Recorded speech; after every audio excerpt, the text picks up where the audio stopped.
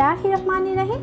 আসসালামু আলাইকুম everyone, welcome back to my channel. আজ আমি আপনাদের সাথে শেয়ার করব কিভাবে সারা বছর আপনারা কাঁঠালের বিচি সংরক্ষণ করে রাখবেন এবং সেই এক বছর পর সংরক্ষণ করে রাখা কাঁঠালের বিচি দিয়ে ব্লেন্ডার বা বাটাবাটির ঝামেলা ছাড়াই হাতে কিভাবে খুব সহজে মাত্র দুটি উপকরণ পেঁয়াজ আর শুকনো মরিচ দিয়ে দারুণ মজার এই কাঁঠালের বিচির ভর্তা করা যায়, আমি আজকে খুব সহজেই আপনাদের সাথে শেয়ার করব।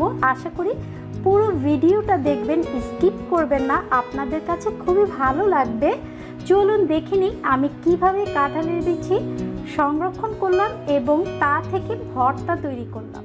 ফ্রিজ ছাড়া এবং কোনো রকম বালু বা ছাই ছাড়া আজকে আমি এই কাঁঠালের বিচি সংরক্ষণ করব। এই জন্য আমি খুব কিছু কাঁঠালের বিচি নিয়েছি। বিচিগুলো আমি ধুয়ে তারপর খুব ভালোভাবে রোদে শুকিয়ে নিয়েছি।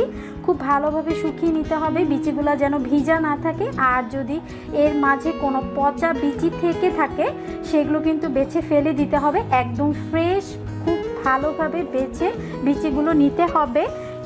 এখন আমি বিচি সংরক্ষণ করার জন্য একটা পলিথিন ব্যাগ নিয়ে নেব। তারপর যতটুকু সংরক্ষণ করব ঠিক ততটুকু পলিথিন ব্যাগে আমি রেখে দিব। তারপর পলিথিন ব্যাগের ভিতরে যে বাতাস থাকে সেটা কিন্তু বের করে দিব। করে খুব ভালোভাবে আমি এভাবে মুখটা খুব ভালোভাবে আটকে নিব। তারপর যে কাজটা করতে হবে, আমি আরেকটা পলিথিন নিব, নিয়ে এটার ভিতরে রেখে দিব। এভাবে করে আমি কাঁঠালের বিচিগুলো পলিথিন ব্যাগে সবগুলো ঢুকিয়ে নিব। এখন এই বিচিগুলো ঠান্ডা জায়গায় রাখতে হবে, চুলার পাশে বা গরম কোথাও রাখা যাবে না। যেখানে বাতাস চলাচল হয় ঠান্ডা জায়গায় আমি বিচিগুলো রেখে দিব। তারপর 3-4 দিন পর আমি একটু চেক করে নিব, যদি কোনো বিচি পচে যায় সেটা ফেলে আবার একটু রোদে শুকিয়ে এভাবে আমি সারা বছর কাঁঠালের বিচি সংরক্ষণ করি। বিচি সংরক্ষণ করার জন্য এখানে আমি কিছু কাঁঠালের বিচি নিয়েছি খোসা সহ।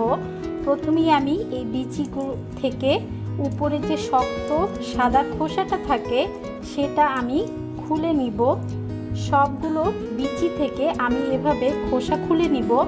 আর আপনারা দেখতেই পাচ্ছেন যে খোসাগুলো উপরে ফেটে গেছে, তাই খুব সহজেই এটা খুলে নেওয়া যাচ্ছে।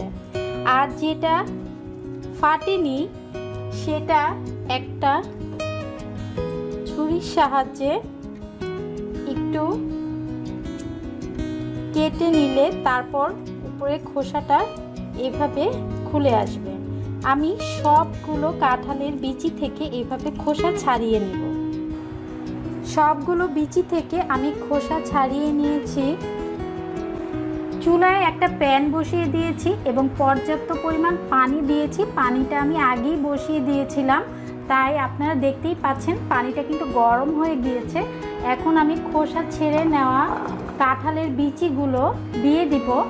তারপর চুলার আঁচটা কিন্তু মাঝারিতে রেখে আমি বিচিগুলো হালকা একটু সিদ্ধ করে নিব। একদম 100% কুক করব না, 10%-এর মতো আমি এটা একটু গরম পানির সাথে সিদ্ধ করে নিব। অপেক্ষা করব একটা বলক আসা পর্যন্ত। এখনও কিন্তু পানিতে বলক আসেনি। আমি চুলার আঁচটা কিন্তু মিডিয়ামে করে দিয়েছি। আপনারা দেখতেই পাচ্ছেন পানিতে বলক চলে এসেছে। যখন একটা বলক চলে আসবে এই পর্যায়ে কিন্তু আমি পানি থেকে বিচিগুলো এভাবে সবগুলো বিচি তুলে নিব। সবগুলো বিচি আমি পানি থেকে তুলে নিয়েছি, গরম পানি থেকে। এটা কিন্তু আপনারা দেখতেই পাচ্ছেন একদম কাঁচা আছে, এটা কিন্তু সিদ্ধ হয়ে যায়নি, এটা পুরোটাই কাঁচা আছে। আর এখন আমি এটা 2 মিনিটের মতো একটু ঠান্ডা করে নিব। গরম ভাবটা কমে যাওয়া পর্যন্ত আমি অপেক্ষা করব। এখন আমি এই কাঁঠালের বিচি ডিপ ফ্রিজে ফ্রোজেন করে আপনাদের দেখাবো। সেই জন্য এখানে লাগবে আমার একটা এয়ারটাইট বক্স।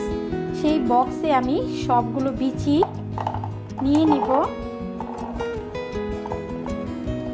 আর পানিটা কিন্তু শুকিয়ে তারপর ঠান্ডা করে বিচিগুলো বক্সে নিয়ে নিব। তারপর একটা ঢাকনা দিয়ে আমি ঢেকে এটা ডিপ ফ্রিজে রেখে দিব পুরো 1 বছরের জন্য। এটা 1 বছরেও এটা কিচ্ছু হবে না, একদম আপনি যেভাবে রাখবেন ঠিক সেরকমই এটা থাকবে।